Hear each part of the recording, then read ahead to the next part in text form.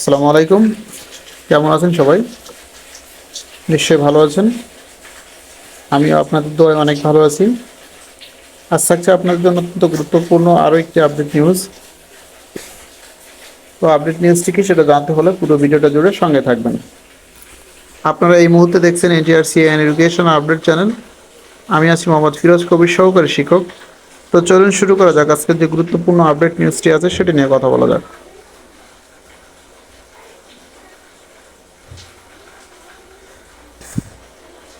সরকারি সরকারি চাকরিতে কোটা নিয়ে আন্দোলনের মধ্যে সংঘর্ষে প্রাণহানি ও সহিংসতার ঘটনার বিচার এবং গ্রেপ্তার পরীক্ষার্থীদের মুক্তির দাবিতে এইচএসসি পরীক্ষায় না বসার ঘোষণা দিয়েছেন দেশের বিভিন্ন কলেজের শিক্ষার্থীরা। বুধবার কলেজগুলোর 2024 ব্যাচের শিক্ষার্থীদের পক্ষ থেকে এই সংক্রান্ত একটি বিবৃতি পাঠানো হয়েছে। কলেজগুলোর মধ্যে রয়েছে নটরডেম কলেজ, ঢাকা কলেজ, বেকারুন্নেসা নুন school and college, Dhaka city college, Dhaka residential model college, BF shine college, RAJUK Uttara model college সহ আরও কয়েকটি। বিবৃতিতে জানানো হয়, যতদিন পর্যন্ত না সকল অন্যায়ভাবে গ্রেপ্তারকৃত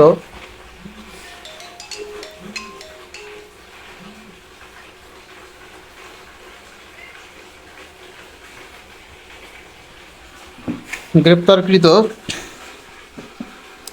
এইচএসসি পরীক্ষার্থী ও অন্যান্যদের মুক্তি দেওয়া হয়, তারা এইচএসসি পরীক্ষায় অংশগ্রহণ করবেন না। তো এই ছিল এখনকার মতো আপডেট তথ্য।